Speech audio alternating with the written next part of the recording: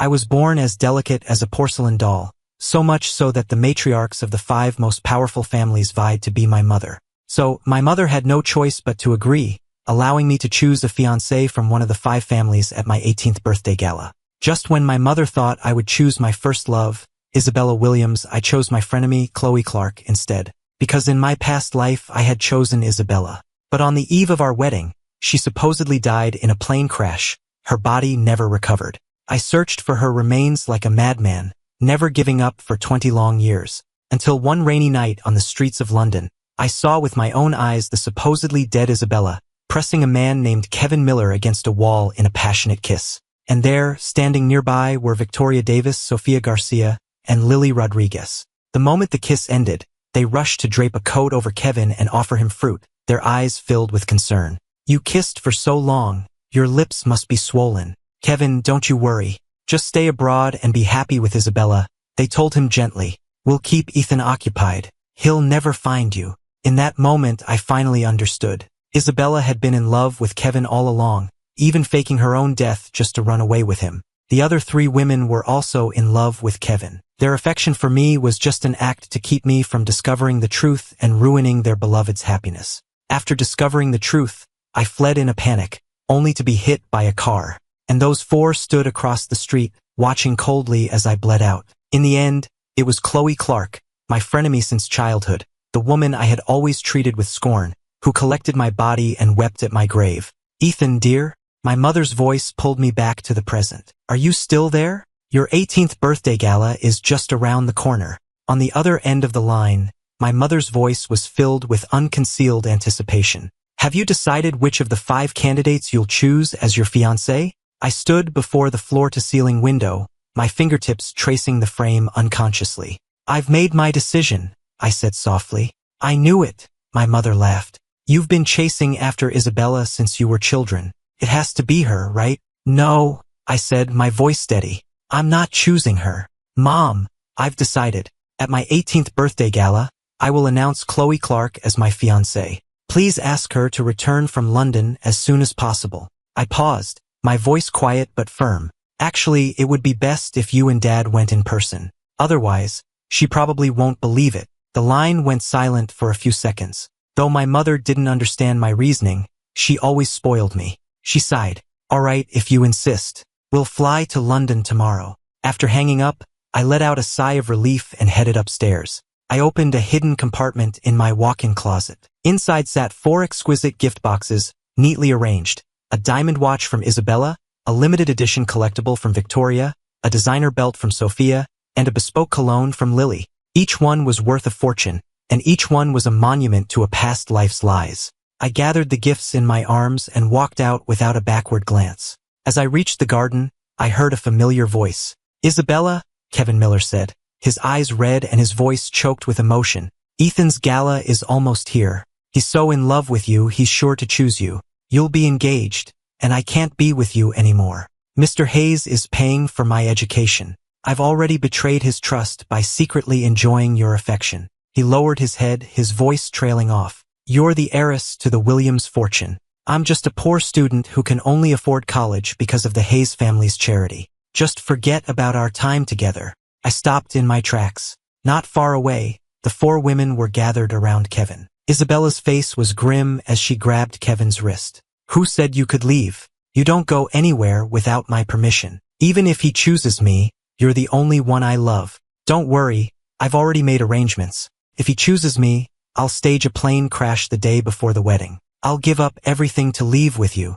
"Kevin, don't worry," Victoria said, gently offering him a handkerchief. "After you 2 run away, the 3 of us will keep Ethan distracted. He'll never find you." Sophia added with a light laugh. "That's right. You and Isabella can just be happy together." "Kevin, with us here, you have nothing to fear," Lily said, her voice doting. But Kevin bit his lip, tears welling in his eyes. "If Ethan finds out, he'll be heartbroken." The 4 women replied in unison, "We only care about you. Whether Ethan lives or dies is none of our concern." Standing behind a tree, I felt an invisible hand clench around my heart. It was true. My life meant nothing to them. In my past life, they had proven it. I walked forward expressionlessly, clutching the boxes, my leather shoes crunching on the gravel path. Mr. Hayes. Kevin's face paled as he hurried toward me. What are you doing here?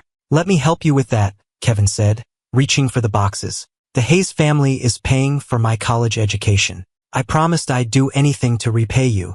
I don't need your help. Get away from me. Sir, please, don't be a stranger.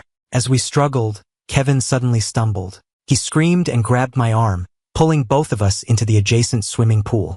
Icy water closed over my head. I can't swim. I thrashed wildly, struggling to break the surface. Help! From the edge of the pool, all 4 women dove in, but none of them came for me. I watched, helpless, as they raced to reach Kevin, while I slowly sank beneath the water. As water flooded my lungs, I vaguely saw Isabella pull Kevin from the pool. Victoria wrapped him in her jacket, Sophia started chest compressions, and Lily called 911. Finally, Isabella tilted Kevin's chin up and pressed her lips to his. I stared, stunned, at Isabella giving him mouth-to-mouth resuscitation. The cold water dripping from my hair was nothing compared to the ice forming in my heart. In my past life, Isabella had been so aloof and pristine that she would wash her hands repeatedly if she so much as brushed against me. I had always thought she was a germaphobe, that she was simply reserved. I believed I could eventually warm her heart. But now I knew the truth. She already had someone she loved, and it had never been me. I used every last bit of strength to haul myself out of the pool, my fingernails digging into the concrete. Couldn't die. I still had to marry Chloe. Nearby, Isabella finally broke away. Kevin coughed a few times and slowly opened his eyes. Kevin! Isabella, relieved, immediately swept him up into her arms. I'm taking you to the hospital. She turned and walked away without sparing a single glance for me, soaking wet and shivering. At that moment, the other 3 finally seemed to remember I existed, seeing me there on the concrete. Ethan, dear! Victoria was the first to rush over, with Sophia and Lily right behind her. The 3 of them stood there together, looking like a perfectly composed photograph. Ethan, are you okay? Victoria reached out to help me. It was all happening so fast. We thought Kevin was you. Yes, that's right, Sophia added quickly as Lily handed me a towel. The water was so churned up, we couldn't see clearly. I took the towel, my fingertips numb with cold. What a pathetic excuse. The pool water was crystal clear. Kevin had bleached blonde hair. Mine is black. How could anyone possibly confuse us? You should get checked out at the hospital, Victoria said gently. We'll go with you. I looked up and saw the poorly hidden eagerness in their eyes. They didn't want to accompany me. They just wanted an excuse to go see Kevin. No, thanks, I said, tossing the towel back. I'm fine. That won't do, Sophia frowned. You're completely soaked. You'll catch a cold. If you want to go to the hospital, go by yourselves, I interrupted her. The 3 of them exchanged glances. We're not hurt. Why would we go to the hospital? Lily spoke up again. Please don't be angry. We really did mistake him for you. We'll take the next few days off from work to stay with you, as an apology for the mix-up. I said nothing more and turned to leave. My wet clothes clung to me, each step feeling heavy, but I kept my back straight and didn't look back. Over the next few days, the 3 women tried every trick in the book to get back in my good graces. Victoria sent over the latest haute couture suit from Paris Fashion Week. Sophia had a rare pink diamond ring flown in, and Lily simply gifted me a yacht. Ethan, dear, there's an auction tonight, Victoria said, gently handing me an invitation. Let us take you out to take your mind off things. I looked at their fawning behavior and sneered inwardly. The auction house was opulent, its massive crystal chandeliers bathing the grand hall in light as bright as day. I walked in slowly, my dress shoes silent on the carpet, but I froze the moment I stepped inside. In the VIP section, Isabella was carefully guiding Kevin to his seat. She wore a tailored white dress that highlighted her slender figure, and the almond-shaped eyes that once captivated me were now filled with a tenderness reserved only for the man beside her. When Isabella saw me, her brow furrowed, and she walked over. Her voice was as cold as if she were closing a business deal. Did your mother talk to you about choosing a fiancé?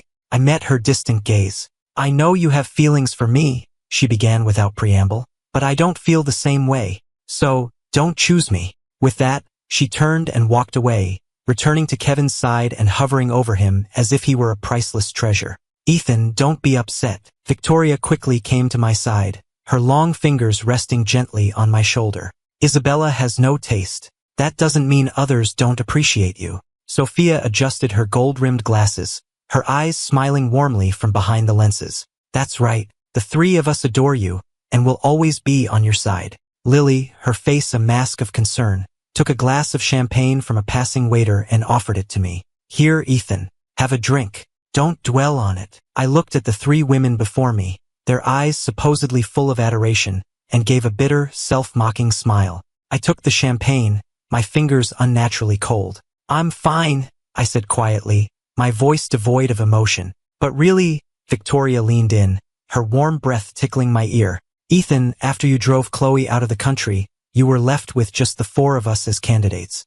Who are you going to choose? We're all dying to know. I was about to say, I don't want any of you, but what came out instead was, you'll all find out soon enough. That one sentence instantly set them all on edge. I just smirked. I had suffered for 20 years in my past life. What was a few days of anxiety for them? Once the auction began, the three of them kept asking if anything caught my eye, but I shook my head every time. Meanwhile, Isabella bought every single item Kevin pointed out. A diamond necklace, an antique pocket watch, a jade bracelet. I glanced over, but unlike in my past life, I felt no pain at all. My heart was perfectly still. I just stared ahead, my face a blank mask. Then, the final piece was brought out. The moment the auctioneer lifted the red silk cloth, my pupils constricted. It was my mentor's final masterpiece, titled Vistas of Cloud and Mist. The familiar brushwork instantly brought back the image of my mentor's frail hand as he lay on his deathbed. I remembered him lovingly ruffling my hair,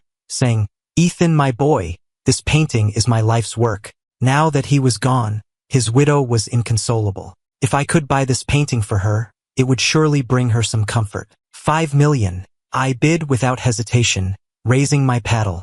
Isabella, Kevin suddenly tugged on her sleeve. That painting is beautiful. Isabella immediately raised her paddle. 10 million, I gritted my teeth. 20 million, 30 million. The price skyrocketed, silencing the entire auction hall. Out of the corner of my eye, I saw Victoria, Sophia, and Lily quietly lower their paddles, all because Kevin was staring at the painting with longing. How ironic. Just 10 minutes ago, they had promised me, whatever you like, Ethan, we'll buy it for you. My nails dug into my palms. I raised my paddle again. 50 million, 100 million. In the end, Isabella made an outrageous bid just to spite me. As she rose to pay, her long legs carrying her across the red carpet, she didn't even spare a sideways glance at my ashen face. Ethan, don't be sad, Victoria quickly consoled me. If you like that painting so much, I'll go backstage right now and see if they have anything similar. I'll buy it for you.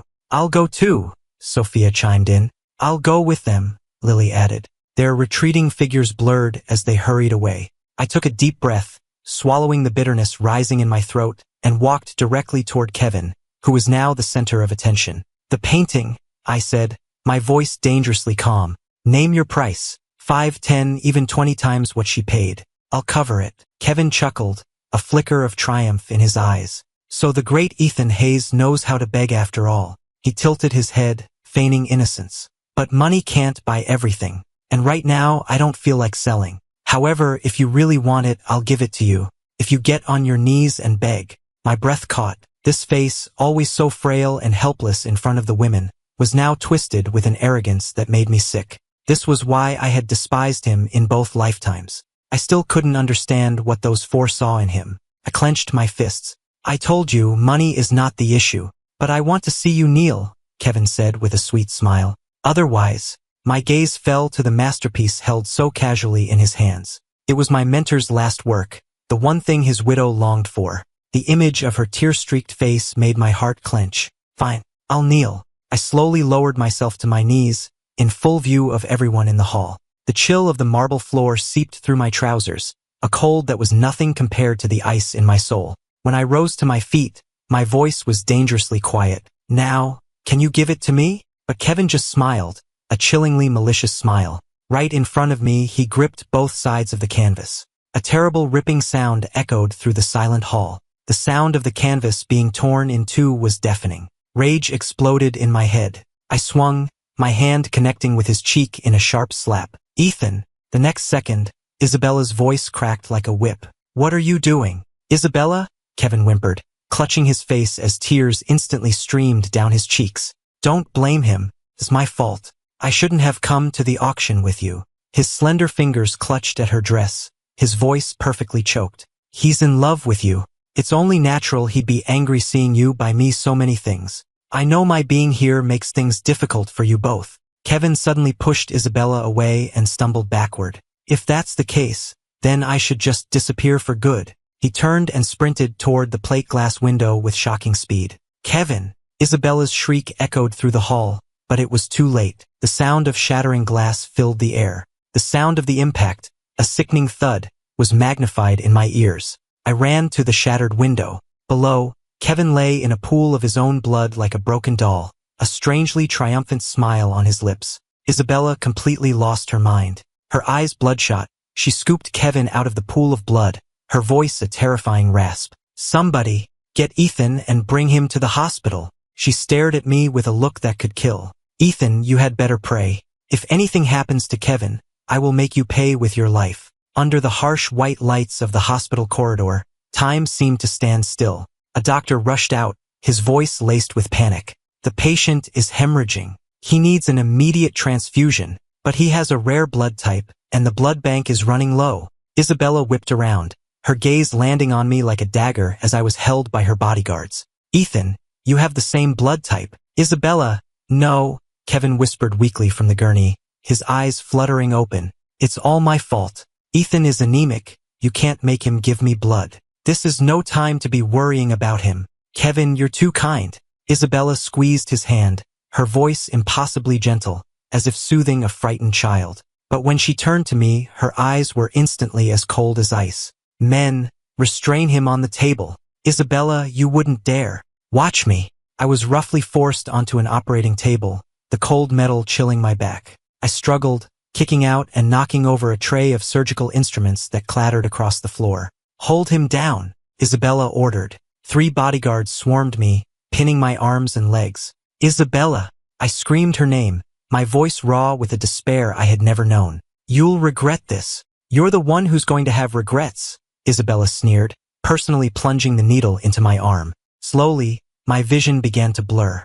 In a daze, I was back in my past life on that rainy night. The blinding headlights, the screech of tires, and across the street, the cold, indifferent eyes of Isabella and the other 3. Only Chloe, my frenemy, had run stumbling through the downpour to cradle my broken body in her arms. Chloe, my tears mixed with my blood, staining the white sheets. When are you coming back? I miss you so much. My voice grew faint, then faded into nothing. When I opened my eyes again, the harsh white light made me instinctively raise a hand to shield my face. The track marks covering my arm were a stark reminder of the forced blood donation. Ethan, you're finally awake. Victoria was the first to my bedside, her usually flirtatious eyes now filled with concern. She reached out to touch my face, but I flinched away. We're so sorry. We got here too late, Sophia said, her voice dripping with sympathy. Isabella went too far. How could she force you to give blood? Lily handed me a glass of warm water. You get some rest.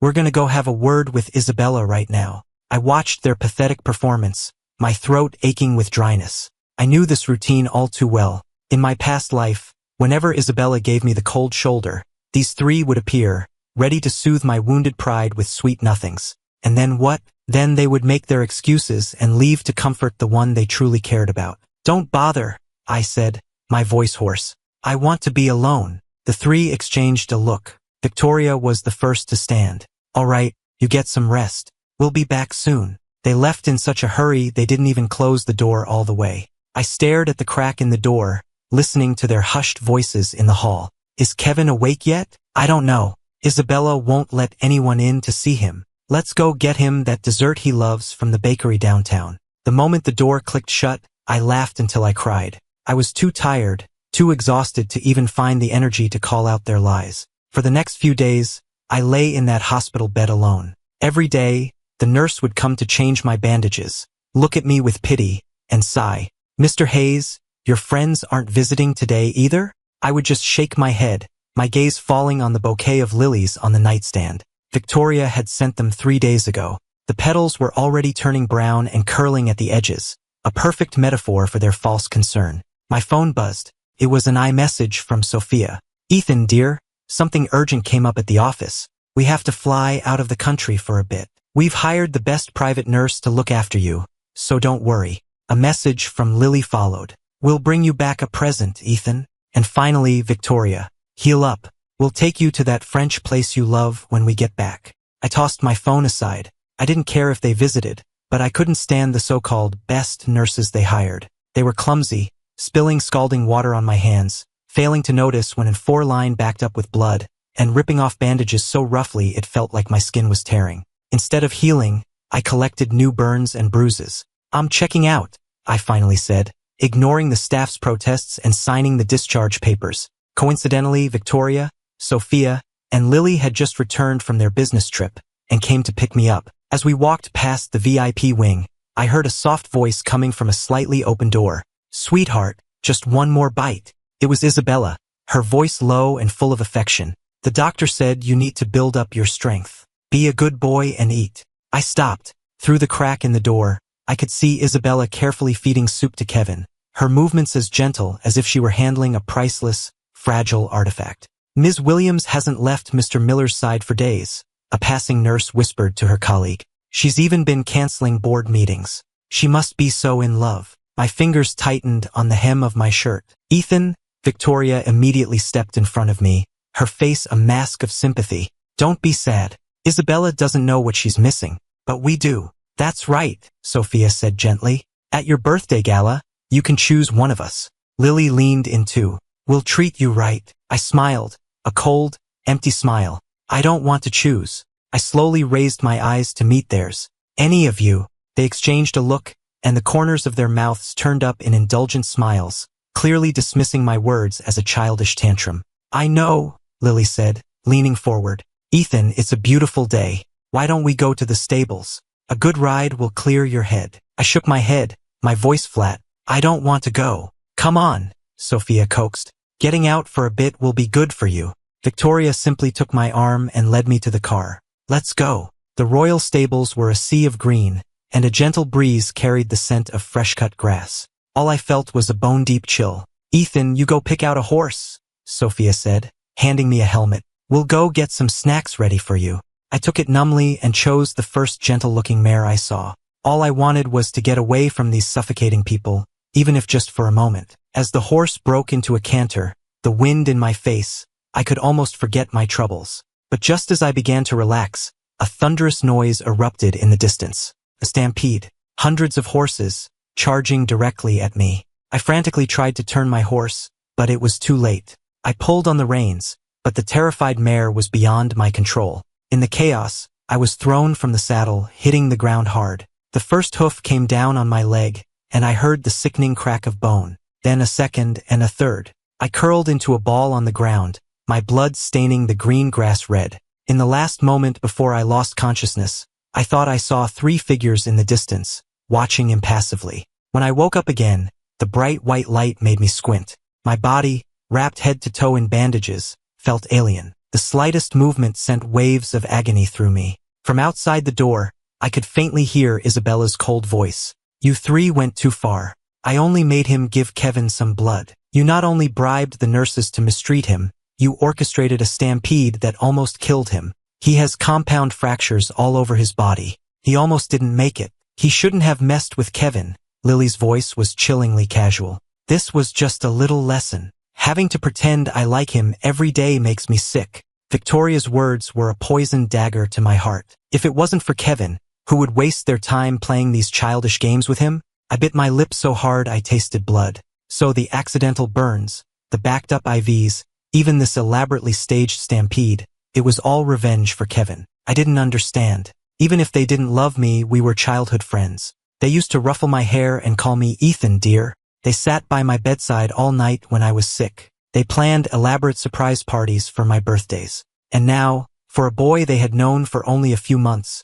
they had left me broken and bleeding. I wanted to scream, to rage, to demand an answer, but a wave of pain crashed over me, and I slipped back into darkness. I don't know how much time had passed. When I woke again, the room was empty. My phone screen was lit with 3 unread messages. "Ethan, we're so sorry. We were careless. We should have protected you. We're too ashamed to face you right now. We've flown overseas to buy you something to make it up to you. Just focus on getting better. When we get back, tell us whatever you want, and we'll get it for you." I numbly set the phone down. I was too tired to even feel the pain anymore. I didn't want to see them. I didn't want to hear their lies. I just wanted to be left alone to heal. But one day, the door to my room swung open, and Kevin Miller strutted in. His makeup was perfect, his cheeks rosy with health, a stark contrast to my mummified form. "I hear you were badly hurt," he said, his sweet voice dripping with malice. "Isabella has been by my side day and night, you know, feeding me by hand, singing me to sleep." He tilted his head, a picture of innocence. "And here you are all alone, not a single visitor. How pathetic." I turned my head away. I couldn't stand the sight of him. "Need a hand?" Kevin suddenly reached out and pressed down hard on my broken leg. I screamed. The agony was so intense I shoved him away with all my might. Kevin stumbled back and fell to the floor, looking at me in disbelief. "You dare to push me?" He scrambled to his feet, brushing dust off his clothes. "Isabella treats me like I'm made of glass. And you dare to lay a hand on me? You just wait." He shot me a venomous glare and slammed the door behind him. My stomach clenched. I had a very bad feeling about this. Sure enough, less than 10 minutes later, Isabella kicked the door open. "Ethan." Her eyes were red with fury. She grabbed me by the throat. "Kevin came to visit you out of the kindness of his heart, and you hired thugs to attack him." My pupils constricted. "I didn't. Don't lie to me. If I hadn't gotten there when I did, he could have been." She took a deep breath, her eyes turning to ice. "I know you're in love with me, but I have told you countless times, I do not feel the same way. If you harm Kevin, I won't just dislike you.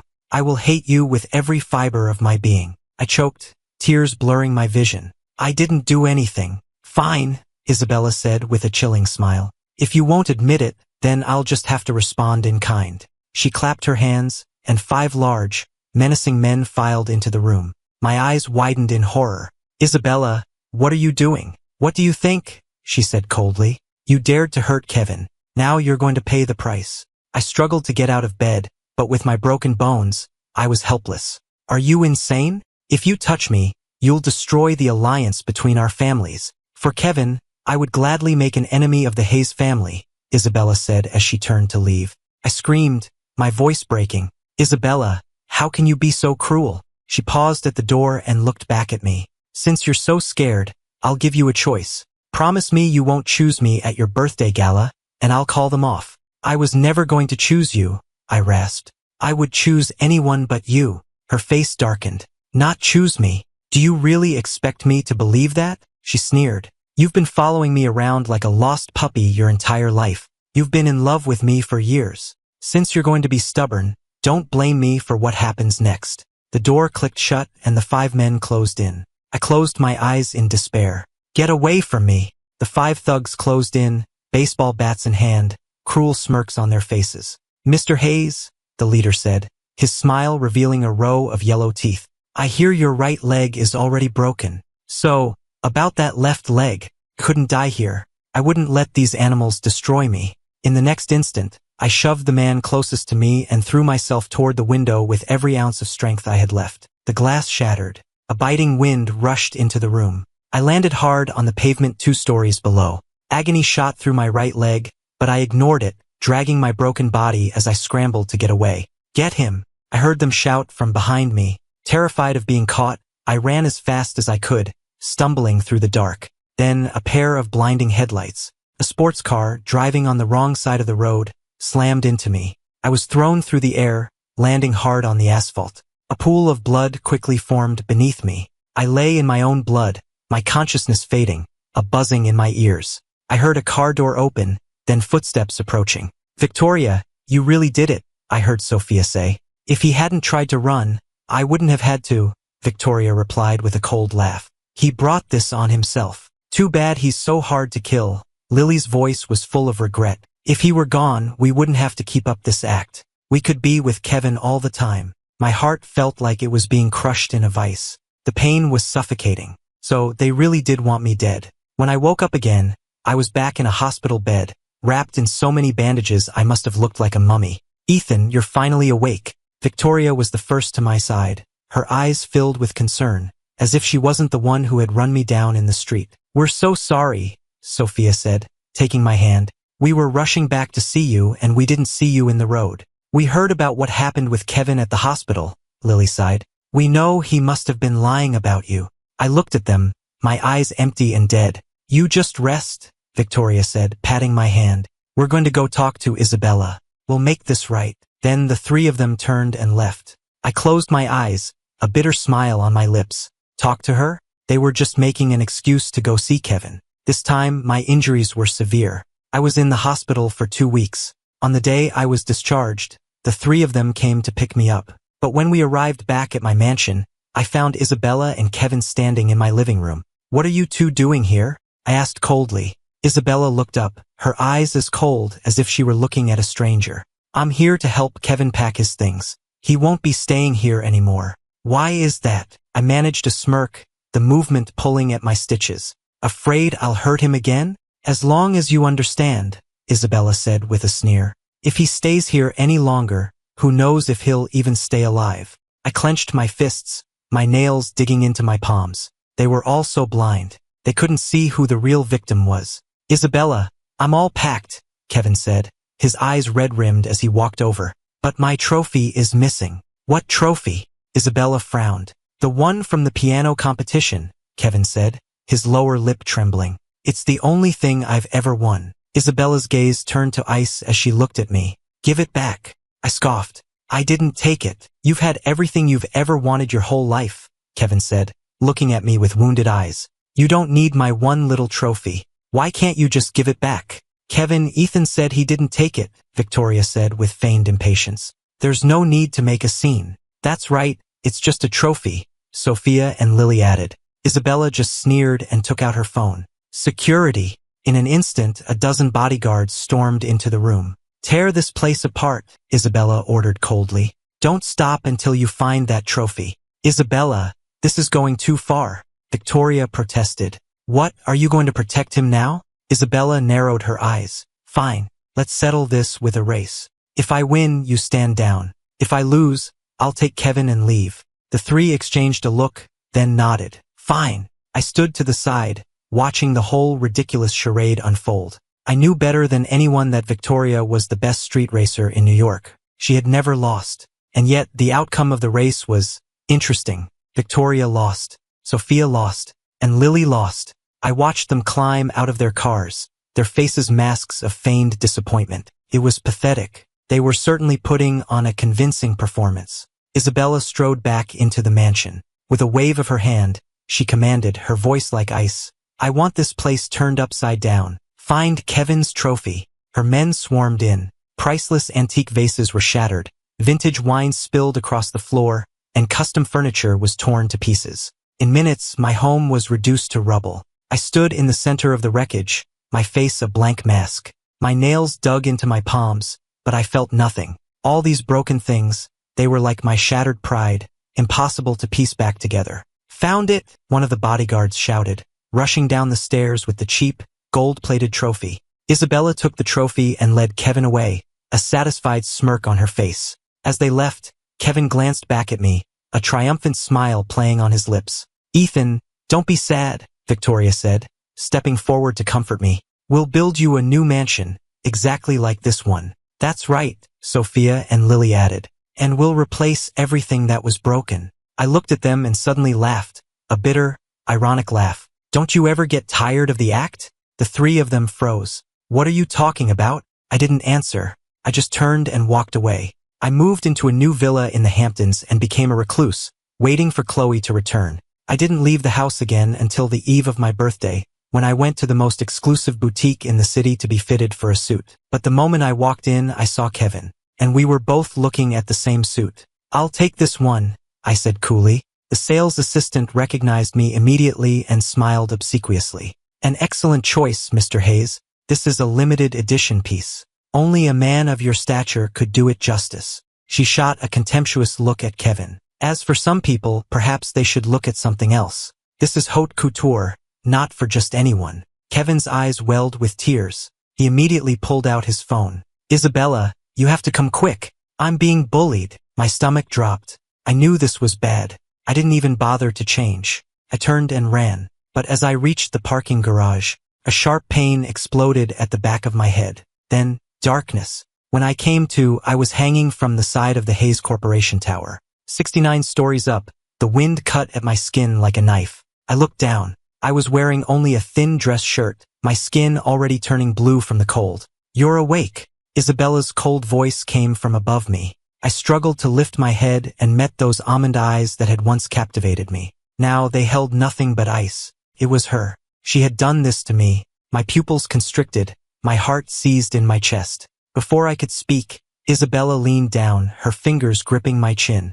"Ethan, you like competing with Kevin for things, don't you? Then let today be a lesson to you. Next time you think about crossing him, remember what happens." She released my chin and walked away without another word, without another glance. I heard her footsteps fade, followed by the muffled sound of voices. "He needs to learn not to compete with Kevin," I heard Victoria say, her voice cold and cruel. "Let's get him down in an hour," Sophia said, her voice light, as if she were discussing the weather. "Why not leave him up there all day?" Lily added with a laugh. "That will give us plenty of time to find Kevin a new suit." Their footsteps faded, leaving me alone, hanging 69 stories above the city. The wind bit at my skin. I shivered uncontrollably, my lips turning blue. I clenched my jaw, but tears streamed down my face. Why were they doing this to me? I had thought that even if they didn't love me, our years of childhood friendship would count for something. But now I saw that they treated me worse than a stranger. The next morning, the early morning commuters on the street below began to stop and point, their voices a low murmur. "My God, isn't that Ethan Hayes? What is he doing up there? And dressed like that?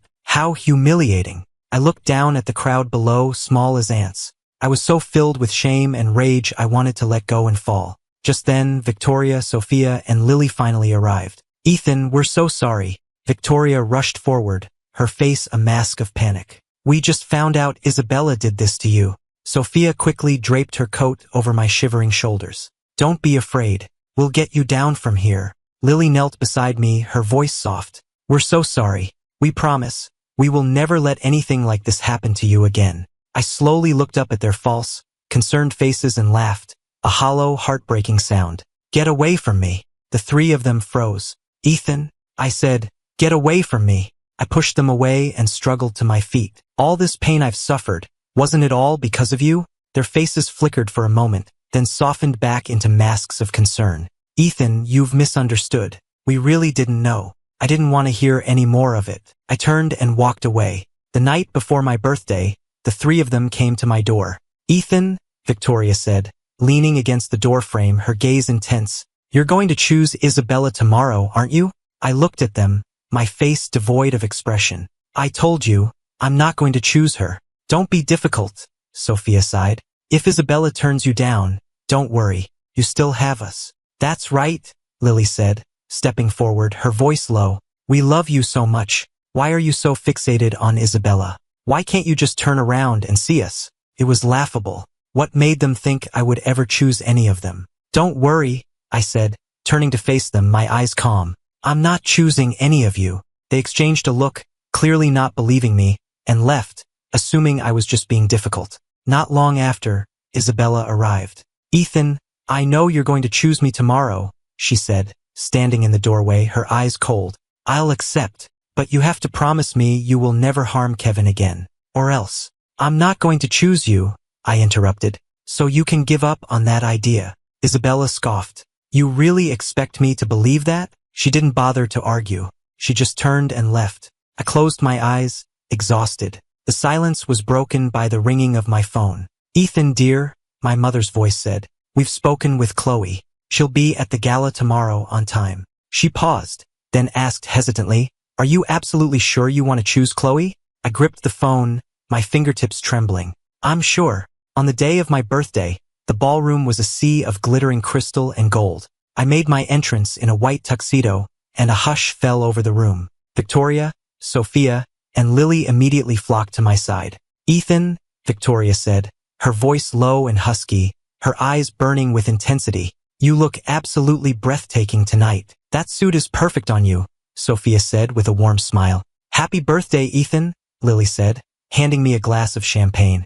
I was about to reply when a strange silence fell over the room. I turned. Isabella was making her entrance with Kevin on her arm, and Kevin was wearing the exact same white tuxedo as me. A wave of murmurs went through the crowd. The color drained from the faces of Victoria, Sophia, and Lily. "Ethan, We just remembered something urgent we have to take care of, they said, quickly making their excuses. We'll be right back. I stood frozen, my heart sinking like a stone. Isabella walked straight up to me, her voice like ice. Ethan, either you go and change or, she narrowed her eyes, I'll have that suit ripped off you right here. I clutched the lapels of my jacket, refusing to move. Isabella's patience snapped. Security, she waved a hand. Take him to get changed. 2 bodyguards grabbed me and dragged me away. 10 minutes later, I returned to the ballroom, dressed in a rumpled, ill-fitting suit, my face as white as a sheet. The ceremony began. The master of ceremonies smiled.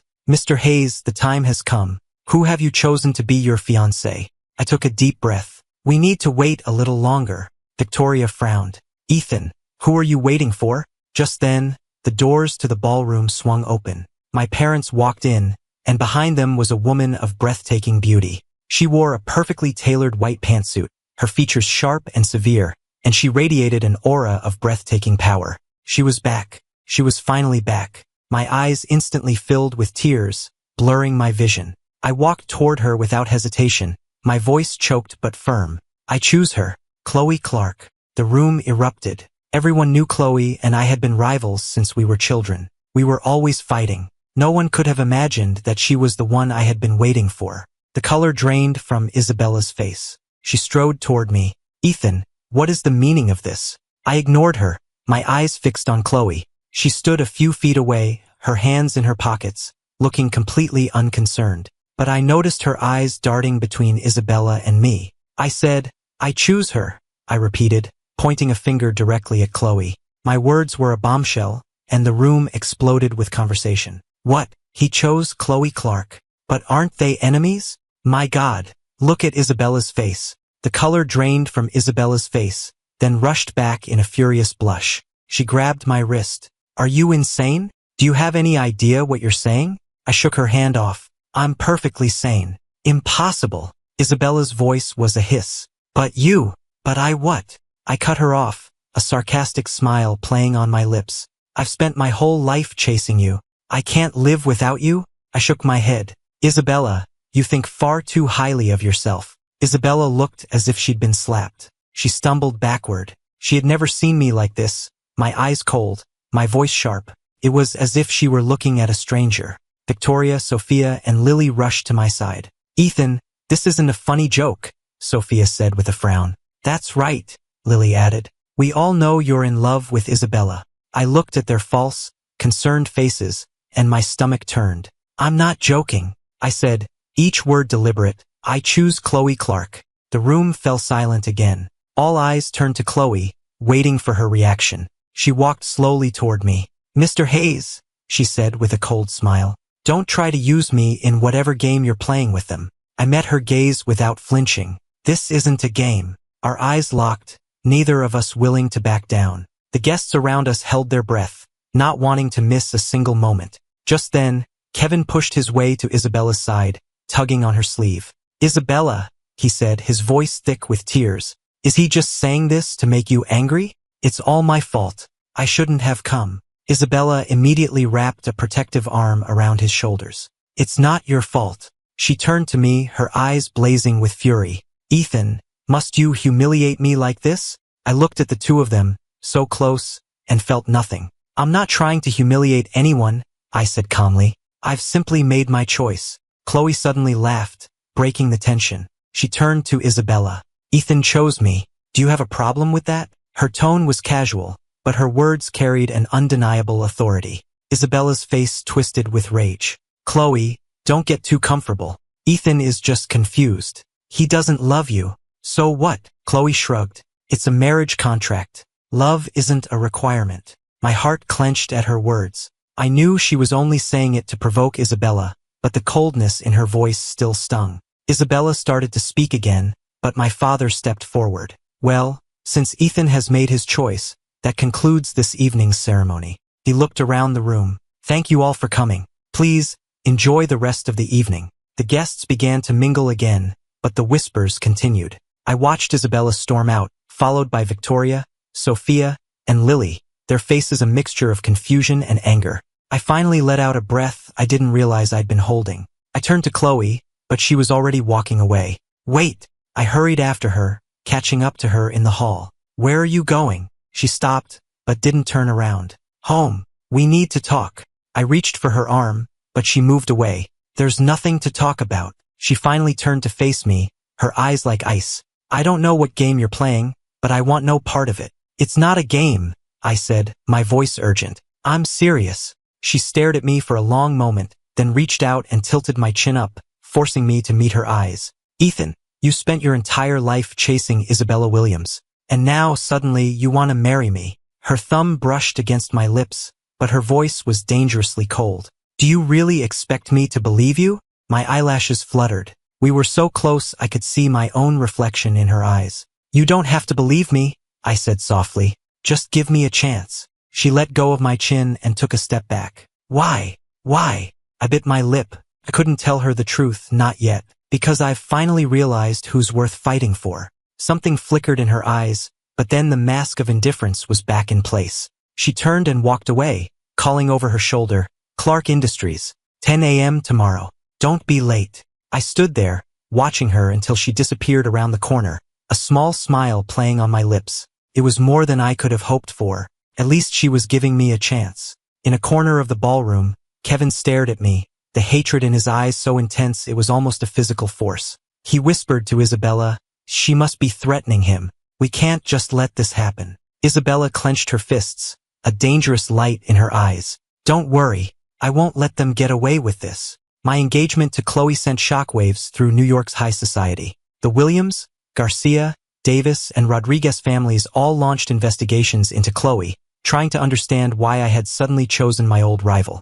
Corporate spies and private investigators came up with nothing. Chloe's background was a fortress. All they could find was public record, a discreet but massive portfolio of assets in London, deep ties to several European financial syndicates, and even whispers of connections to more shadowy organizations. How is that possible? Isabella slammed the report down on her desk, her eyes dark with rage. She's just the girl Ethan used to pick on. How could she have this kind of power? Perhaps, Victoria said thoughtfully. We never really knew her at all. Kevin was furious. He had worked so hard to win Isabella and the others over. Also, he could see me broken and miserable, not still standing tall. He took a deep breath, swallowed his anger, and made a phone call. The next day, I had just walked into my private club when I heard soft moans coming from the end of the hall.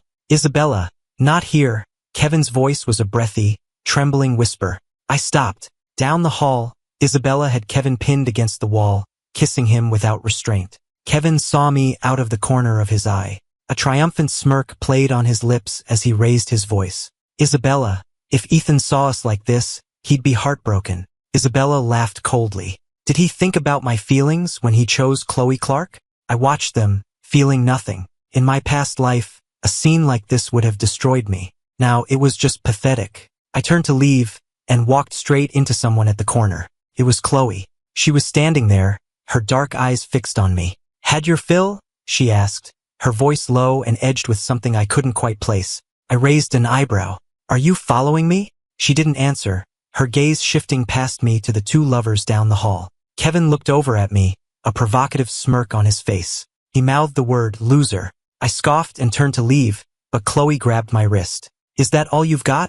She asked, her voice sharp. Before I could react, she had snatched a bottle of red wine from a passing waiter's tray and was striding toward Kevin. With a splash, she upended the entire bottle over his head. His pristine white shirt was instantly stained a deep crimson. He shrieked, jumping back. Chloe, are you insane? The wine dripped from his hair, smearing his perfect makeup and leaving him a pathetic, sodden mess. Chloe, how dare you? Isabella raged. Chloe didn't even spare them a glance. She grabbed my hand and pulled me away. I could hear Kevin's hysterical screaming behind us, but she just gave a cold laugh, her grip on my wrist so tight it was almost painful. The black Maybach sped through the night, the tension inside the car thick enough to cut with a knife. I glanced over at Chloe in the driver's seat. She was gripping the steering wheel with one hand, her jaw tight. Are you angry? I asked. She didn't answer, but the car sped up. I laughed softly. Because I saw Isabella? The tires screeched as she slammed on the brakes, pulling the car over to the side of the road. She turned to look at me, her eyes dangerously dark. Ethan, I'm going to ask you one more time. Why did you choose me? Her voice was quiet, but I could hear the anger simmering beneath the surface. If this was all just to make Isabella angry, then congratulations. It worked. She gave a cold laugh. But don't you dare use me as a pawn in your game. I looked at her for a long moment, then reached out and touched her cheek. She flinched, her anger seeming to evaporate in an instant. Chloe, I said, my fingers tracing the line of her eyebrow. Are you jealous? The air in the car crackled with tension. The next moment, she grabbed my wrist and pushed me back against my seat. Ethan, you're playing with fire, she breathed, her face inches from mine. Her breath smelled of wine and something dangerous. I met her gaze, a slow smile spreading across my face. And what if I want to get burned? She stared at me for a long moment, then suddenly let go of me and leaned back, a cold smile on her face. You don't even realize you're running a fever. Her thumb brushed against my forehead. My skin was burning hot. It was only then that I felt a wave of dizziness wash over me. My vision blurred, and suddenly there were two of her. I reached for her, and she caught my wrist. Don't move, she said, her voice still hard, but her grip gentle. The car started again, this time heading for the nearest private hospital. I leaned back against the seat, my consciousness fading in and out. I vaguely heard Chloe on the phone. Get a room ready. Fever reducer and N4 drip. Now. The city lights blurred into streaks of color outside the window. I suddenly remembered that rainy night from my past life. I had been cold then, too, lying in a pool of my own blood, while Chloe held me and called my name, her voice trembling. Ethan? Her voice pulled me back to the present. She had parked the car and was looking at me with a frown. Can you walk? I tried to say I was fine, but the moment I moved, my vision went black. The next thing I knew, she was carrying me in her arms, her scent surrounding me. You're such a pain, she muttered, but her arms held me tight. In the VIP room, the doctor finished his examination. His temperature is 103. He needs to be admitted for observation. The doctor adjusted his glasses and hesitated, looking at Chloe. Chloe understood and followed him out into the hall. The needle marks on Mr. Hayes's arm are recent, the doctor said in a low voice. From the look of them, I'd say it was a forced blood draw. He also has extensive bruising and soft tissue damage, also recent. It's highly unusual. Chloe's eyes went cold. When she returned to the room, I was delirious, my pale face flushed with fever. A nurse was starting N4, and I flinched as the needle went in. Chloe stood by the bed, her eyes on my bare arm. In addition to the fresh needle marks, there were several long, scabbed-over scratches, as if I'd been dragged across a rough surface. Her knuckles cracked. Isabella, I mumbled in my sleep. Why? Chloe's face hardened. She turned to leave, but my hand shot out and grabbed her wrist. Chloe, my voice was barely a whisper. Don't go, please. She stopped. A sliver of moonlight fell across my sweat-dampened forehead. She watched me in silence for a long time, then sat back down in the chair by my bed. I dreamed I was back in my past life. Isabella walked past me with her arm around Kevin, not even sparing me a glance. Victoria, Sophia, and Lily offered me false comfort, then laughed at my foolishness behind my back. And then the car crash, the blood pooling beneath me, and the four of them across the street watching me die. No, I moaned, thrashing in my sleep. Don't. A cool hand touched my cheek. Ethan, a low, clear voice said. Wake up. My eyes flew open. Chloe was leaning over me, her face only inches from mine. In the morning light, I could see the dark circles under her eyes. She hadn't slept. She pulled her hand back, her expression returning to its usual cool indifference. Your fever broke. It was only then that I noticed the four in the back of my hand, the empty bag hanging from the stand, and the glass of water on the nightstand. My eyes burned. In my past life, when I had been sick, Isabella had been too busy with Kevin to even send a text. Thank you, I said softly.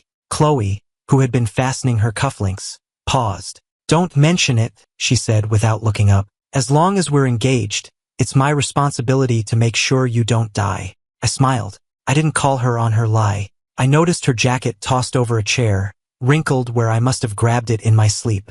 I had a nightmare, I said suddenly.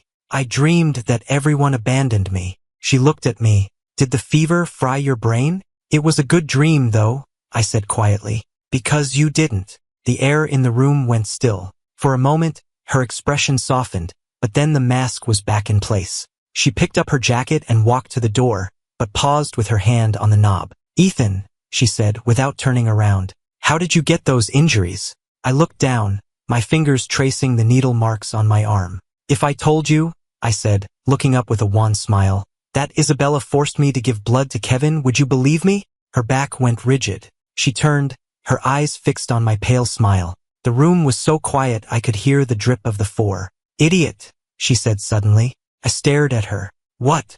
I said, she repeated, each word sharp as a shard of glass. You're an idiot. My eyes widened, a flush of anger rising in my cheeks. Chloe, you let them take your blood without a fight. You let them bully you and you don't fight back. She sneered, tapping the needle marks on my arm. If that's not an idiot, I don't know what is. I was so angry I was shaking. I opened my mouth to argue, but she cut me off. Lie down. She pushed me gently but firmly back against the pillows. Her hand was warm against my shoulder. I looked up at her and saw a storm of emotions in her eyes that I couldn't begin to understand. She let go of me and picked up her jacket. I'll handle this. The door clicked shut behind her, and my heart skipped a beat. In her penthouse office at Clark Industries, Chloe slammed a file down on her desk. Did you get it? Her executive assistant, Simon, adjusted his glasses. Isabella Williams did requisition several units of Rh-negative blood from New York Presbyterian last month, citing a medical emergency. The date matches the bruising on Mr. Hayes' arm. Chloe's eyes went cold. Also, Simon continued, Victoria Davis, Sofia Garcia, and Lily Rodriguez have been in frequent contact with the manager of the Royal Stables. Before Mr. Hayes' accident, security cameras caught one of their assistants tampering with the horse's feed. The pen in Chloe's hand snapped in two. She was about to speak when her phone buzzed. A news alert popped up on the screen. Source, Ethan Hayes using Clark Industries heiress to get revenge on ex-fiancé. The photo was of Chloe and me at the gala, maliciously edited to make it look like we were staring lovingly into each other's eyes. Chloe gave a cold laugh and dialed her head of PR. 3 things. First, sue the outlet that published this story for libel. Second, schedule a press conference. And third, she said, her voice dropping to a dangerously low temperature as she looked out the window, release the dossier. That afternoon, New York high society was set on fire. Chloe, in a rare public appearance, held a press conference. The reporters clamored for her attention. Ms. Clark, what do you have to say about the rumors that Ethan Hayes is using you to get revenge on Isabella Williams? She cut the reporter off, her voice quiet but firm. No one tells me what to do with my fiancé. The room erupted. Immediately after, the official Clark Industries Twitter account released a flood of documents. Proof that Kevin Miller had forged his acceptance to Cambridge, bank records showing he had embezzled funds from a Hayes family charity, and even a secret recording of him badmouthing Isabella. The court of public opinion reversed its verdict in an instant. I lay in my hospital bed, watching the news unfold on my phone, a small smile playing on my lips. The door opened and Chloe walked in. She tossed a thick file onto my bed. Letting them walk all over you, she said, an eyebrow raised in mock surprise. Since when did the great Ethan Hayes become such a pushover? I opened the file. Inside was even more dirt on Kevin, compromising photos with an ex-girlfriend, evidence of massive gambling debts. You certainly are thorough, Miss Clark, I said, looking up at her with a sly smile. She looked down at me, a challenge in her eyes. Are you going to learn how to fight back, or not? I smiled, picked up my phone, and anonymously leaked the most damaging files to every major news outlet and social media platform. Within the hour, the hashtag Kevin Miller is over party was trending worldwide. In the Williams Corporation boardroom, Isabella smashed her tablet against the wall. Ethan, that bastard, how dare he frame Kevin? Victoria frowned, looking at the trending topics on her phone. This evidence doesn't look fake. Shut up, Isabella grabbed her by the collar. Kevin was framed. This has to be Ethan and Chloe working together. Chloe has been making moves to acquire that parcel of land on the west side, Lily said suddenly. The three of them exchanged a look. They knew what they had to do. If they want to play dirty, Sophia said, adjusting her glasses, a cold light glinting off the lenses, then we'll play dirty too. That night, the Williams, Rodriguez, Davis, and Garcia families all publicly terminated their partnerships with Clark Industries. Rumor had it they were also colluding with the banks to freeze all of Chloe's liquid assets. When I heard the news, Chloe was in her study on a video call. I brought her a cup of coffee and heard her calmly giving orders. Liquidate our European bond holdings. Recall the capital. At any cost. The screen went dark, and the room was silent. I set the coffee down in front of her. Do you need my family's help? She looked up at me. And how would you do that? I have 3 diamond mines in my portfolio, I said quietly. They can be liquidated immediately. She stared at me for a moment, then laughed. Ethan, do you have any idea what you're offering? Her gaze was sharp, piercing. The only light in the room was a single desk lamp, casting her in sharp, golden relief. I raised an eyebrow, tapping my finger against the rim of my coffee cup. What does it mean? It means, she said, each word deliberate, that from this day forward, in the eyes of the world, the Hayes and Clark families will be inextricably linked. She narrowed her eyes. If this is just about getting back at Isabella, you don't need to go this far. I slammed my coffee cup down on the table. I was so angry I almost had to laugh. I had just offered her the most valuable assets to my name, and she was still questioning my motives. My silence must have confirmed her suspicions. She straightened up, her eyes turning to ice. I don't need your charity. Charity? I stood up and slapped a file against her chest. Do you really think so little of me? She caught the file as it slid down her chest. She opened it and froze. It was the transfer agreement for my 3 diamond mines in Africa, already signed and notarized. It's not charity, I said, turning to leave. It's a vote of confidence. With my hand on the doorknob, I turned back and, echoing her words from the hospital, said, You're not going to let me lose, are you? She stared at me for a long moment, then a slow smile spread across her face. Of course not. The door clicked shut, and the study was silent again. Chloe sat in her chair, unmoving, for a long time. She looked through the file again. Every page was signed. Everything was in order. This wasn't a spur-of-the-moment decision. I had been planning this. Her phone buzzed. It was a message from Simon. Ms. Clark, the 4 families have partnered with 3 major banks. They're filing to freeze our assets tomorrow morning. Her eyes fell on the valuation number on the last page of the file. It was more than enough to cover the shortfall. She walked to the window and looked out at the glittering city lights. A year ago, when she had left New York, I had still been chasing Isabella. And now, it didn't make any sense. She dialed a number. I want a new investigation into Ethan Hayes. Everything he's done for the past 6 months. Especially his relationship with Isabella Williams. No, wait. Focus on any contact he's had with anyone in London. After she hung up, she found herself tracing the edge of the file with her finger. Her head told her it was a trap, but she couldn't forget the look in my eyes when I had said, It's a vote of confidence. Damn it, she muttered, loosening her tie. The next morning, a seismic shock went through the financial world. Just moments before the 4 families and their partner banks were set to freeze Clark Industries' assets, a London-based consortium announced a $5 billion investment in the company. And even more shocking, the investment had been funneled through the Hayes Corporation. The news sent Isabella into a rage. Investigate, she screamed at her board of directors. I want to know what Ethan and Chloe are planning. Meanwhile, I was sitting in Chloe's office, casually scrolling through the morning's financial news. Satisfied, Chloe said, walking into the office, followed by a team of assistants laden with files. I held up my phone. Impressive work, Ms. Clark. You made the 4 families' grand alliance look like a joke in less than 24 hours. The assistants took the hint and quietly left the room. Chloe walked over to my chair and leaned over me, her hands on the armrests trapping me. Why? She asked, her eyes boring into mine. Those mines were your inheritance from your mother.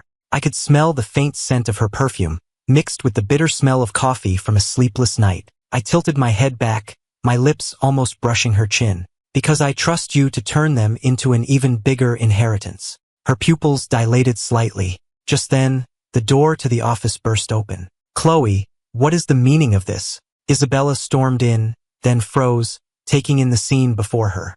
I felt Chloe's muscles tense. I laughed softly and pushed her away, straightening my shirt. Isabella, it's rude not to knock. Isabella's face was a mask of fury. Ethan, do you really think she cares about you?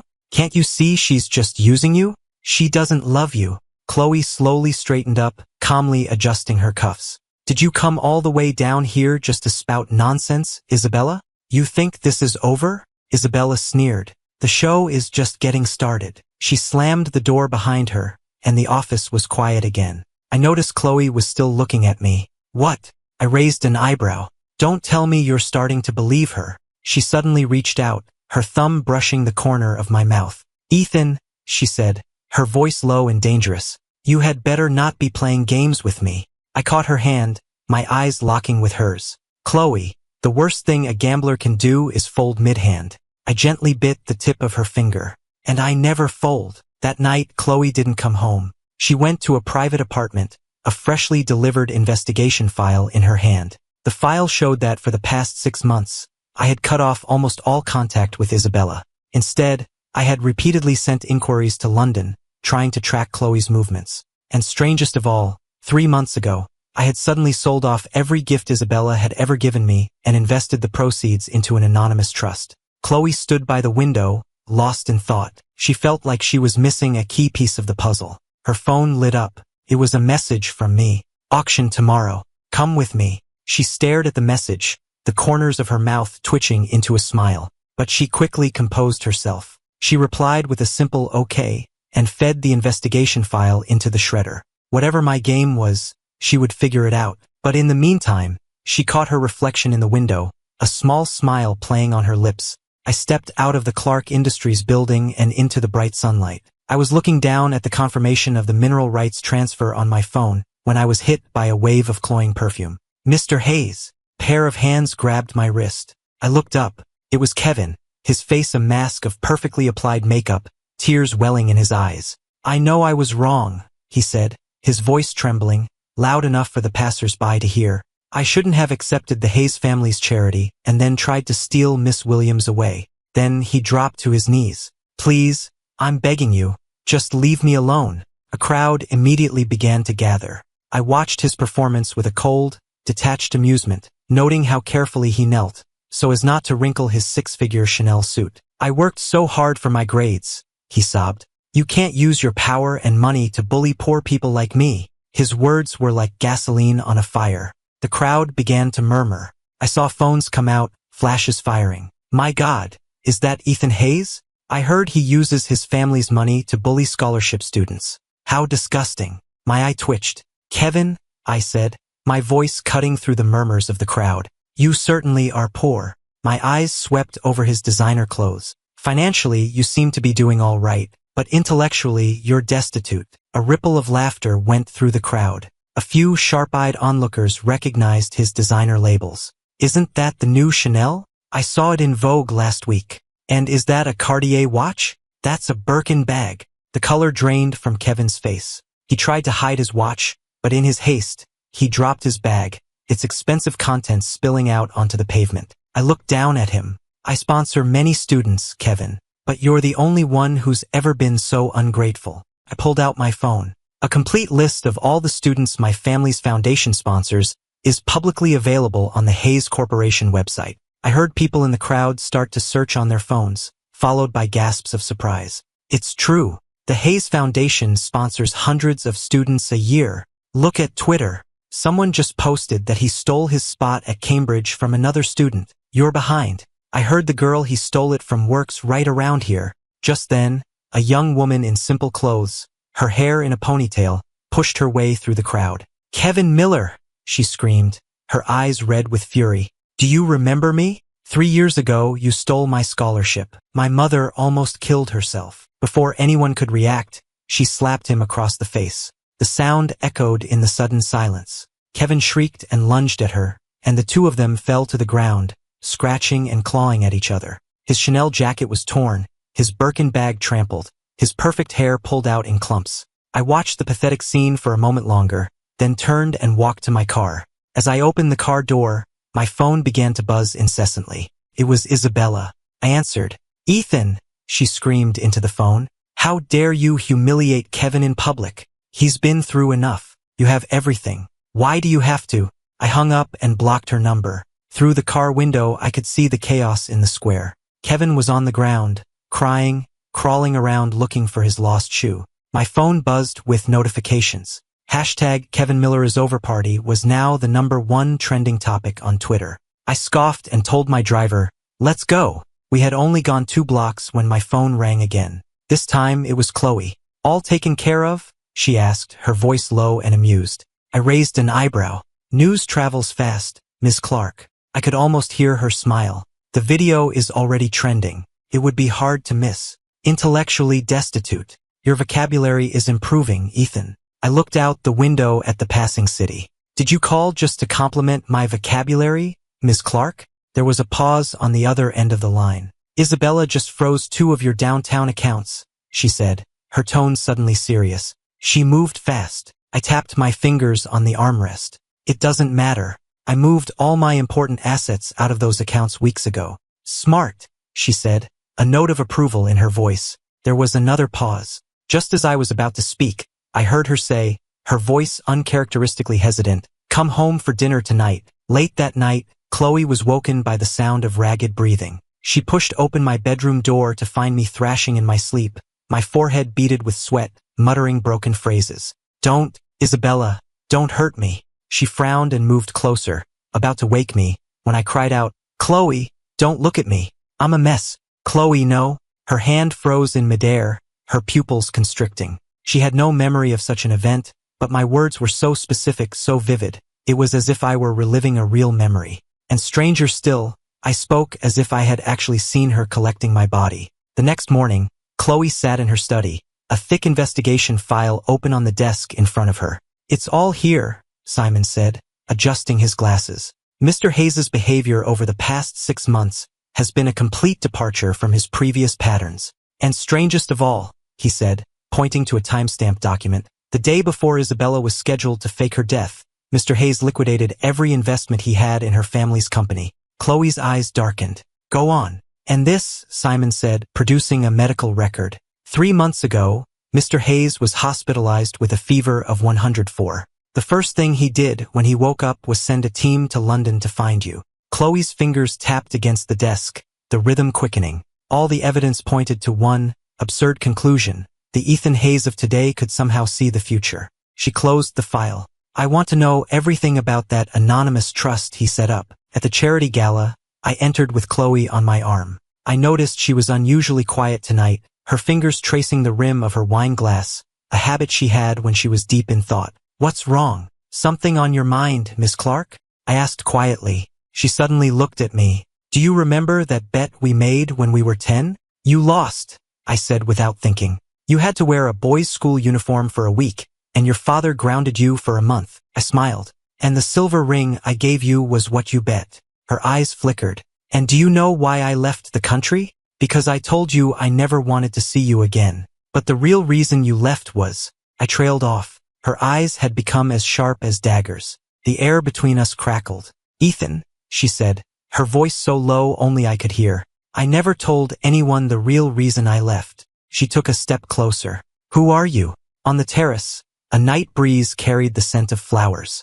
I gripped the railing, feeling a sense of panic for the first time since I had been reborn. Chloe stood in the shadows, the moonlight catching only half her face, making her look severe and unyielding. "If I told you," I said, taking a deep breath, "that I've died once before, would you believe me?" Over the next 20 minutes, I told her everything about my past life, the betrayal, the pain, the lonely death. When I got to the part about the car crash, my voice began to shake. The 4 of them just stood there, across the street, and watched me die. Chloe's expression shifted from shock to something I couldn't read. When I told her that she was the one who had claimed my body, her knuckles turned white. A long silence stretched between us. "So," she said finally, her voice like ice, "you chose me out of guilt? Because you saw me at your grave, and you decided to repay me?" I looked up, my heart pounding. "No, it's not like that. I really do." "Enough," she cut me off. "I need to think about this. About us." She turned and walked to the door, her back rigid. "Let's not see each other for a while." I stood alone on the terrace, my nails digging into my palms. I should have known. Chloe was too proud to ever accept a relationship born from pity. From inside, I could hear the sound of laughter, and Isabella's triumphant voice rising above the din. "Looks like Miss Clark and Mr. Hayes have had a falling out." I wiped the moisture from my eyes and straightened my shoulders. Just as I was about to leave, my phone buzzed. A notification from my bank in London. The ownership of my 3 diamond mines had been transferred back to my name. A text from an unknown number followed. "We're even." I froze. What did that mean? Our business was concluded. Did that mean we were too? In Chloe's private wine cellar, a crystal glass caught the amber light of the single bare bulb. She had already finished half a bottle of Macallan, but the bitter taste in her mouth remained. The alcohol couldn't numb the memories. It only made them sharper. "Idiot," she muttered to the empty room, though she wasn't sure if she was talking about the Ethan of the past or the Chloe of the present. She drained her glass and laughed, a low, bitter sound. How ironic. In this life, she had planned to continue watching over me from afar, waiting for the day I might finally turn and see her. And I had, but only because of the guilt from a life she had never known. Chloe Clark, you haven't learned a thing, she said to herself, and drained the last of the bottle. The empty glass hit the marble countertop with a sharp crack. A cool hand closed around her wrist. She turned. I was standing behind her. I was barefoot, my feet cold against the stone floor, just watching her. I had never seen her like this. Her shirt was unbuttoned at the collar, her usually perfect hair was disheveled, and her eyes were bloodshot. How did you get in? She asked, her voice raspy. I held up a key. I won it in a bet, remember? She remembered. The spare key I had won from her all those years ago. She turned away. Are you here to gloat? I took the glass from her hand and finished the last of the whiskey. The alcohol burned my throat, but I pushed through the pain. I'm here to tell you that I didn't choose Isabella because she betrayed me. You. And it wasn't because of guilt. My fingers traced the old scar on her collarbone, a souvenir from a fight we'd had when we were 15. It's because in this life, I finally see who is worth fighting for. The cellar was silent, save for the sound of our breathing. Her throat worked. She started to push me away, but her hand closed around my wrist instead. Ethan, she said, her voice low, do you know why I never came to your birthday parties? Because on your 12th birthday, she said, her thumb tracing the pulse in my wrist, I watched you walk over to Isabella, and I thought, if that's what you want, if she makes you happy, then I can let you go. A tear fell from my eye and landed on the back of her hand. She flinched as if burned and stood up, but I caught the hem of her shirt. Chloe, I asked, my voice thick with tears, if I had chosen Isabella in this life, what would you have done? Her jaw was tight. It was a long moment before she answered, her voice a low rasp. I would have kept watching, until I had to watch you die all over again. Her words shattered the last of my defenses. She swept me up into her arms and carried me up the stairs. I struggled in her arms. Put me down. She kicked open the bedroom door and tossed me onto the bed, her movements surprisingly gentle. You're bleeding. I looked down and saw that I had cut my feet on the broken glass in the cellar. She returned with a first aid kit and knelt, carefully removing the shards of glass from the soles of my feet with a pair of tweezers. I flinched as she cleaned the cuts with an alcohol wipe. Serves you right, she muttered, but her touch was gentle. When she had finished, she stood to leave, but I wrapped my arms around her from behind. The first day I was back, I bought a plane ticket to London. She froze. I waited at the airport all day, but the flight was delayed, then cancelled. I tightened my arms around her, and I thought, fine, I'll wait for you to come back to me, but I wasn't going to let you get away from me in this life. Moonlight filtered through the curtains, casting a lattice of shadows on the floor. She slowly turned in my arms and cupped my face in her hands. Her thumb brushed a tear from the corner of my eye, her expression unreadable. Ethan, she whispered, aren't you afraid we'll just make the same mistakes all over again? I stood on my toes and kissed the corner of her mouth. Then I'll see you in the next life. The kiss was light, but it was enough to shatter the last of her defenses. She pulled me closer, deepening the kiss, and the scent of her perfume and the whiskey on her breath filled my senses. When we finally broke apart, our fingers were intertwined, and her palm was burning hot against mine. I woke at dawn, wrapped in Chloe's arms. She was sleeping soundly,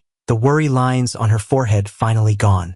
I gently traced the lines of her face, from her sharp eyebrows to the bridge of her nose. My phone buzzed.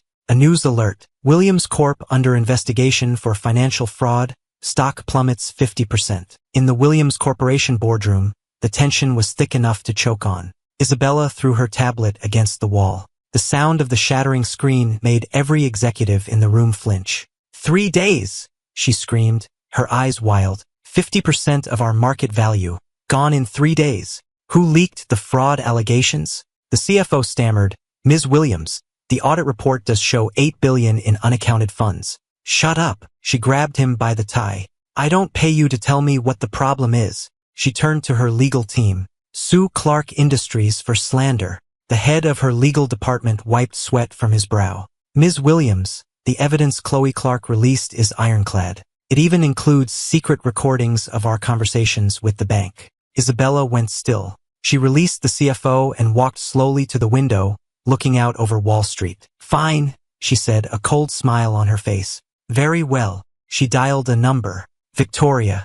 It's time for Plan B. In Chloe's office at the top of the Clark Industries tower, I was leaning against her desk, looking over a file. The Williams family just liquidated all their overseas assets, I said, tapping a line of data on the page. Looks like she's going all in. The Davis and Garcia families terminated 3 of our joint ventures this morning, Chloe said without looking up from the document she was signing. Lily is playing even dirtier, I said with a small laugh. She's trying to poach our entire R&D department. Chloe finally looked up, a dangerous glint in her eye. Let her try.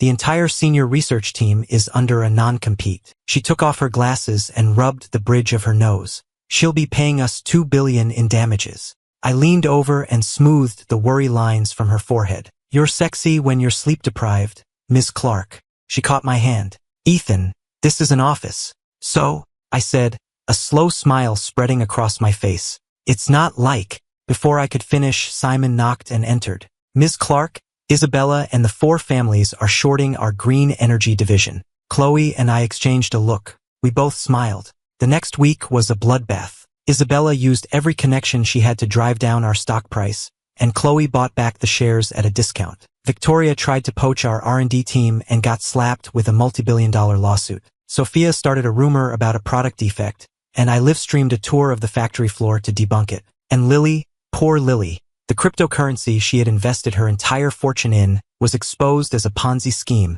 and she became a laughingstock overnight. Mr. Hayes, Ms. Clark, Simon said, rushing into the office. Latest news. Isabella just mortgaged the Williams family estate. I was just adjusting Chloe's tie. My fingers stilled. Is she insane? Chloe took my hand. She's desperate. I laughed and fell into her arms. Meanwhile, at Williams Corporation, chaos reigned. Useless. Isabella screamed, her office in shambles around her. All of you are useless. The banks. Why won't they extend our credit? Her secretary stammered. Chloe Clark convinced the Fed to launch an investigation. Isabella froze. She grabbed her car keys and ran, but she was ambushed by a horde of reporters in the parking garage. Ms. Williams, do you have any comment on the allegations of embezzling employee pension funds? Is it true your father has written you out of his will? Mr. Miller is claiming to be pregnant with your child. Do you have a comment? Isabella scrambled into her car, only to find Kevin sitting in the passenger seat. Isabella, he said, his eyes red-rimmed. I have an idea, a way to win this. Get out, she said, shoving him. If you hadn't provoked Ethan, none of this would have happened. He stumbled against the car door, the tears in his eyes turning to venom. Late that night, I was driving back to the apartment alone. I had just parked the car when I heard footsteps behind me. Before I could turn, a cloth soaked in chloroform was pressed over my face. As I struggled, I saw Kevin's twisted face. It's time to pay your debts, Mr. Hayes. In the last moment before I blacked out, I managed to hit the emergency button on my phone. Chloe was in a meeting when her phone buzzed. A location pin, followed by a red exclamation point. My SOS signal. The entire boardroom watched in stunned silence as their CEO slammed her fist on the table. Get the car, she roared. Now! I woke up in an abandoned chemical plant, the air thick with the smell of chemicals. I was tied to a rusty metal chair, my wrists raw and bleeding. I looked at Kevin, who was pacing in front of me like a caged animal, and said, my voice surprisingly calm, you're not going to get away with this. Shut up, he shrieked, his nails leaving 3 bloody scratches on my cheek. When Chloe gets here, you're both going to die. Behind him, 5 large men were setting explosives. Mr. Miller, one of them said nervously, you said this was just a kidnapping. Kevin threw a stack of cash on the floor. Take the money and shut up. My eyes widened. The package at Kevin's feet was a block of C4, enough to level the entire building. The roar of an engine grew louder, and then a black SUV smashed through the factory doors. The driver's side door flew open, and a shot rang out. Chloe dodged, then returned fire, hitting the gunman in the knee. Her face was smeared with blood. She had fought her way in. Chloe! Kevin shrieked, pulling me up and pressing a knife to my throat. One more move and I'll cut his pretty face. Chloe dropped her gun. I struggled against my bonds. Are you crazy? Get out of here. He's got a... Kevin clamped a hand over my mouth,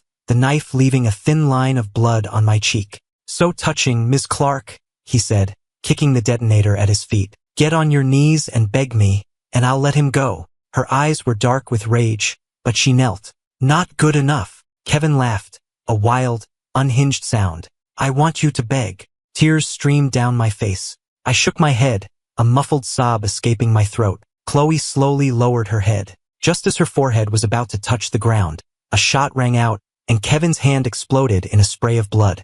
Chloe sprang to her feet and pulled me into her arms. Look out, I screamed. As she turned, a long knife plunged into her back, the blade emerging from her chest. Blood sprayed across my face, hot and sticky. I watched her stagger, but she still shielded me with her body, firing 3 shots and killing her attacker. Chloe! I caught her as she fell, my voice breaking. Why did you come? She leaned against the wall, blood bubbling at her lips. Her trembling hand reached up to touch my face. She smiled, a weak, bloody smile. Because you're my fiancé. In the distance, sirens wailed. Kevin screamed and lunged for the detonator. With the last of her strength, Chloe raised her gun. A single shot. The bullet hit Kevin in the shoulder, and he went down, screaming. Chloe's arm fell to her side. I sat outside the ICU, a statue carved from grief. I was still wearing my blood-soaked clothes, my hands shaking uncontrollably. Is she going to die? I asked suddenly. Simon, his eyes red, shook his head. Have faith in Ms. Clark. You're still here. I looked down at the dried blood on my hands. Had she felt the same panic, the same despair, when I had died in my past life? On the 7th day, the heart monitor began to beep erratically. I jolted awake from a fitful sleep and saw Chloe's fingers twitch. Doctor! My voice was gone. I slammed the call button. She slowly opened her eyes. Her gaze was unfocused for a moment, then settled on my face. My tears fell onto her hand. She slowly raised her hand and brushed a tear from the corner of my eye. Ugly, she whispered. I laughed through my tears, pressing her hand to my cheek. You're the ugly one. Taking a knife to the chest and still trying to look cool. Her oxygen mask fogged with her breath. She moved her fingers and I leaned closer. If I had lost to them, she whispered, her voice barely audible, would you have regretted choosing me? I shook my head, my tears soaking the white sheets. In my last life, you were the one who buried me. In this life, I'll be the one who lives for you. The heart monitor began to beep wildly. The doctor rushed in, then stopped, stunned by the scene before him. The famously stoic CEO of Clark Industries was clutching the hand of the heir to the Hayes fortune, tears streaming down her face. A month later, Chloe stood by the window of her hospital room, unwrapping the last of her bandages. I wrapped my arms around her from behind, my cheek resting against the scar on her back. The doctor said, you can go home today. Isabella was sentenced to 15 years for attempted murder. Kevin had a complete breakdown and was committed to a psychiatric hospital. She said. I pinched her waist playfully. Is that all you have to say, Miss Clark? She suddenly turned and pressed me against the window. The sunlight streamed past her, casting a dappled pattern of light on my skin. Ethan, she said, and then she kissed me. Let's go home. In the top-floor boardroom of the Clark Industries Tower, a projector screen glowed.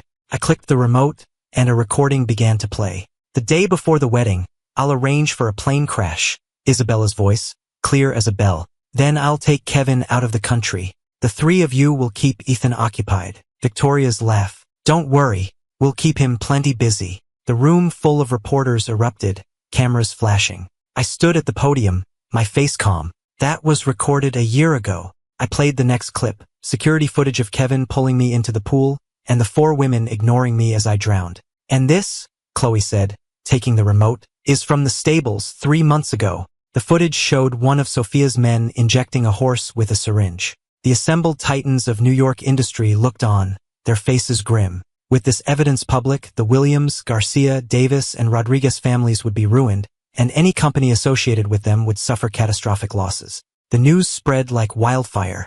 Isabella Williams faked death to defraud fiancé. Heiress's watchman drown. Kevin Miller's affair exposed. Williams Corp stock crashed. Partners pulled out. The Davis family's pharmaceutical company was investigated for using illegal substances. The Garcia family's real estate developments were shut down for safety violations. And Lily was arrested for money laundering. The paparazzi cornered Kevin outside his apartment building. Someone ripped off his wig, revealing the patchy baldness underneath, a side effect of the antipsychotic medication he had been taking for years. He screamed and sank to the ground, the camera flashes capturing his humiliation in stark detail. I watched from the car, my face impassive, as the window rolled up. Satisfied? Chloe asked. I shook my head. Almost. Isabella had destroyed her office. Chloe! Ethan! She screamed, her eyes bloodshot. She took a gun from her safe. I'll kill you both. She sped toward the Clark Industries tower, but at an intersection, a truck cut her off. She swerved, lost control, and crashed into the guardrail. As the airbag deployed, she saw Simon in the truck, speaking into his phone, and she understood. This was Chloe's final gift to her. In her office, I was peeling an apple. The news was on. Former Williams Corp heiress Isabella Williams, seriously injured in a car crash, is now in police custody, a suspect in an attempted murder plot. Chloe, propped up on pillows in her bed, said, "What they did to you in your past life, it's all come back to them now." I cut the apple into slices and fed one to her. "It's not enough. They still haven't paid for what they did to you." I wiped my hands and pulled a file from my briefcase. The source code for the Williams Corporation's core patents. "It's yours now." She raised an eyebrow. "How did you get this?" I winked. Isabella's password was the date she and Kevin first met. I smiled. So sentimental. A month later, the verdict came in. Isabella was sentenced to 15 years. Chloe and I sat in the back of the courtroom and watched as the once invincible Isabella Williams was led away in handcuffs. As she passed us, she lunged, screaming my name. "Ethan, you loved me. You always loved me. Why are you doing this to me?" Chloe pulled me behind her. As the bailiffs restrained her, I leaned in and whispered something only she could hear. "The Ethan who loved you died on that rainy night when you left him to die in the street." She looked as if she'd been struck by lightning. She stood, frozen, as the guards dragged her away. The sun was shining when we left the courthouse. Chloe took my hand. "Do you still hate them?" I looked up at the clear blue sky and let out a long breath. "No." I turned and pulled her into my arms, burying my face in her shoulder. "In this life, all I want is to love you." She kissed the top of my head. "Let's go home, my love." In the distance, I could see Victoria, Sophia, and Lily fighting their way through a mob of reporters as our car pulled away, heading in the opposite direction. On a private jet, high above the clouds, Isabella looked down at the shrinking city below, the back of her hand still bruised from N4. Medical parole on the condition that she never return. Victoria was living under an assumed name overseas. Sophia was working a 9-to-5 job in obscurity. And Lily was still in prison. The flight attendant offered her a glass of champagne. As she reached for it, she saw the cover of a financial magazine. It was me and Chloe side by side. The headline read, "Power couple Chloe and Ethan Hayes acquire core assets of Williams Corporation." She threw the magazine across the cabin, but the movement triggered the electronic monitoring bracelet on her ankle, and an alarm began to shriek. In front of a small chapel in Santorini, the sea breeze caught Chloe's veil, sending it billowing out behind her. I looked at the beautiful woman before me, and I remembered her, weeping at my grave in my past life, and my eyes filled with tears. The priest's words were cut short. "I object." A man in sunglasses burst into the chapel, sending a wave of murmurs through the guests. He took off his sunglasses, and the murmurs turned to gasps. It was Kevin. His face was pale, and there were fresh scars on his wrists. "Chloe!" he shrieked, pointing at me. "This man has been reborn. He's a monster." The chapel was silent. The blood froze in my veins. I looked at Chloe, but she was calmly adjusting her cufflinks. "Security," she said, her voice calm. "Remove him." For security guards grabbed Kevin and dragged him away. "You'll pay for this," his screams fading as they dragged him out of the chapel. "Ethan, I hope you rot in hell." Chloe covered my ears and kissed me. As the guests applauded, she rested her forehead against mine. "Did I win this time?" she whispered. I smiled and kissed her back. "You already won." 3 years later, we redecorated the top floor of the Clark Industries tower. I supervised the hanging of vistas of cloud and mist, which Chloe had bought and had painstakingly restored at 3 times its original cost. "Ms. Clark, he skipped lunch again," Simon said, handing her a tablet. "I can't get him to eat." On the screen, I was secretly scraping the lunch the nutritionist had prepared into the trash. Chloe closed her laptop and went out to buy me the spicy noodles I had been craving. On her way back, she was mobbed by the paparazzi, and the image of the powerful CEO carefully cradling a paper bowl of hot noodles sent the internet into a frenzy. Soon after, I was pregnant. When our baby was born, I saw the formidable Chloe Clark, the titan of industry, weeping like a child. "What's his name?"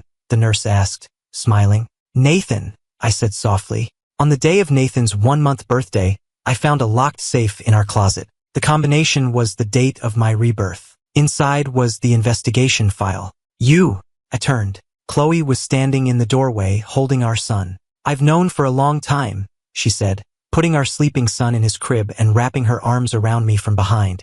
I started investigating the day your parents came to see me in London. She kissed the top of my head. Rebirth. It's insane. But you believed me. Because it was you. On a misty spring morning, I placed a white rose on an unmarked grave in a quiet cemetery. My own. Chloe stood beside me, holding an umbrella, our son in her arms, reaching out a tiny hand to catch the raindrops. Who's Daddy talking to? Our son asked, his voice a sweet, childish lisp. Chloe knelt and gently touched the cold stone. Someone very important. I turned, my eyes blurring with tears, and saw my wife's gentle face through the rain. I stood and wrapped my arms around my wife and son. In this life, I said, I'll be with you until the very end.